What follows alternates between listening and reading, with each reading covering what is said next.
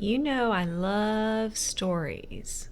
This story I chose because of the pictures. They are just beautiful. So I hope you enjoy this story. It's about a little river.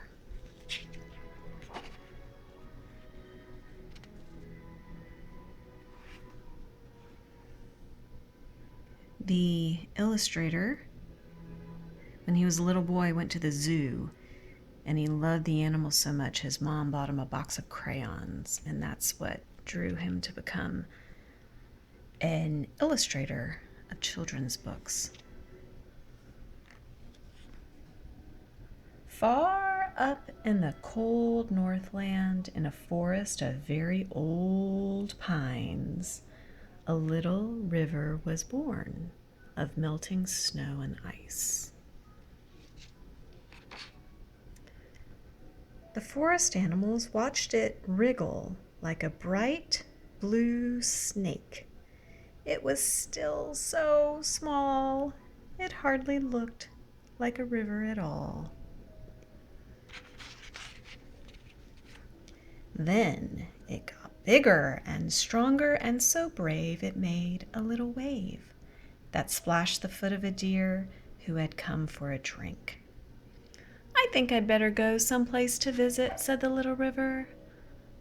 "Why not stay here?" asked the deer, who was often thirsty. "Oh no," said the little river. "Rivers must always go, only I don't know just where." So it asked a fat furry bear, who said, "Just over there is a fine pile of rocks to play on for a while." That's a kingfisher.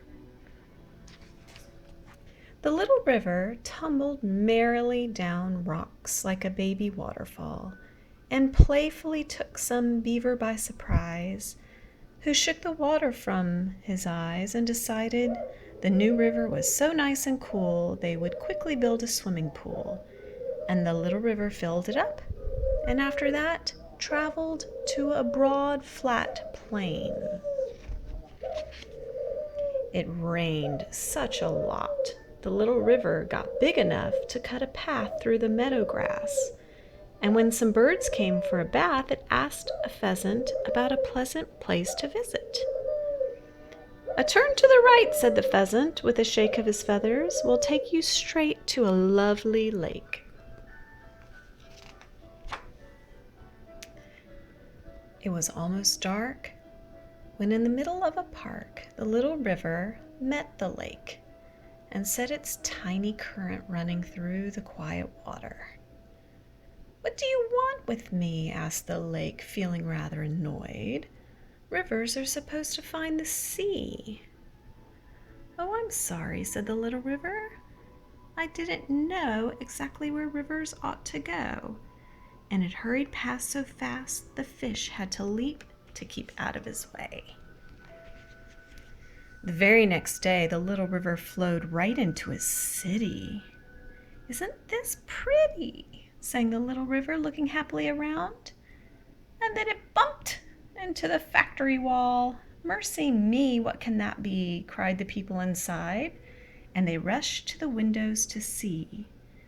In great fear, the manager called an engineer, who merely laughed and said, "All you need for such a tiny stream is a culvert under the street."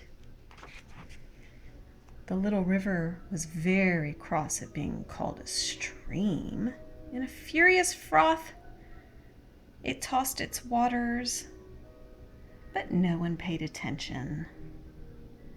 And the newspapers didn't even mention a river had come to call. "No more cities," said the little river.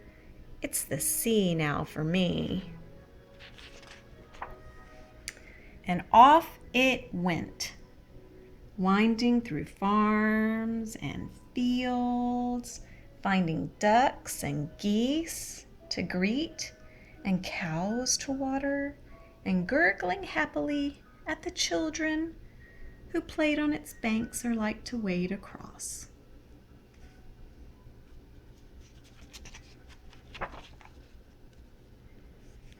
The little river laughed and bubbled in the sun and shimmered beneath the moon, but it knew that soon it must find the sea, as all good rivers do. Saying a sad goodbye to the farms, it wandered into a dark green swamp called a bayou, where it jumped with fright at the chortle of a frog and mistook a log for an alligator.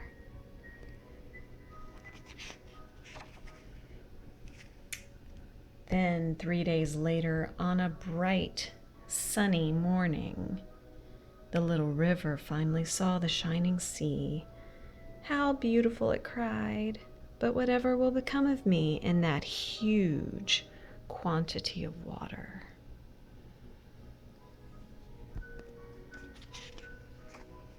"How silly new rivers can be," said a gull, who was perched on the hull of a boat. "You are always so eager to reach the sea, you forget a river is there as well as here, and far as well as near. Rivers are like sun and air and can be anywhere at once." And sure enough, the little river found it lived on every bit of ground it tumbled over, in the forest, down the rocks, through the lake, and even the culvert, across the farms, and deep into the swamp. The little river laughed in glee that it could come and go from the forest to the sea, and like the sun and air, be anywhere at once.